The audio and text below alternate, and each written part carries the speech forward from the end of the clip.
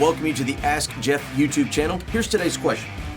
Is it significant that the 7 weeks and the 62 weeks are separated in Daniel chapter 9, verse 25? Absolutely. Whoever submitted the question, thank you so much, because when we go into Daniel chapter 9, it speaks of these famous 70 weeks. It speaks of the judgment of God upon his people for 490 years. In the book of Jeremiah chapter 30, it confirms that the days of the week in Daniel are to be represented as a year.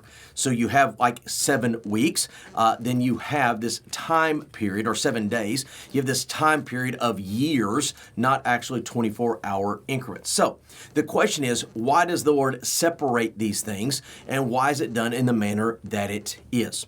Well, when you look at it, it says that those first 7 weeks were for the rebuilding of the temple. That was taking place in Ezra, Nehemiah's days.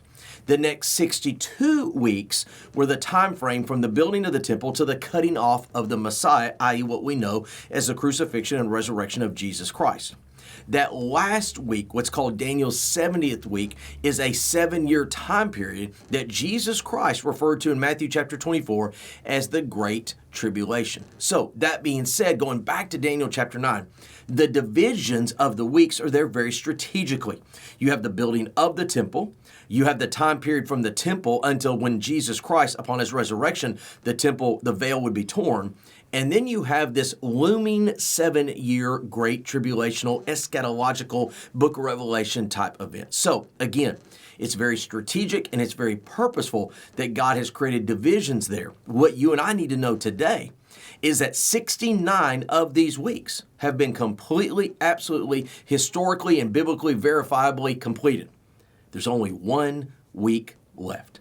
And according to Revelation chapter 6, that's when Jesus Christ opens up the book that is sealed with 7 seals and initiates those 4 first seals with what we often call the 4 riders of the apocalypse. Aren't you grateful today that the Lord has put a separation, that you and I do not have to reside and or live in that great tribulational period? Great question. If you have one, send it to AskJeff.net.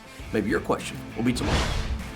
Thanks for being a part of today's daily question. Now, we answer a question each and every day. Please feel free to submit a new question at AskJeff.net. We may not have gotten to yours today, but we eventually will continue to be a part of this. Subscribe so you don't miss out on a question every day.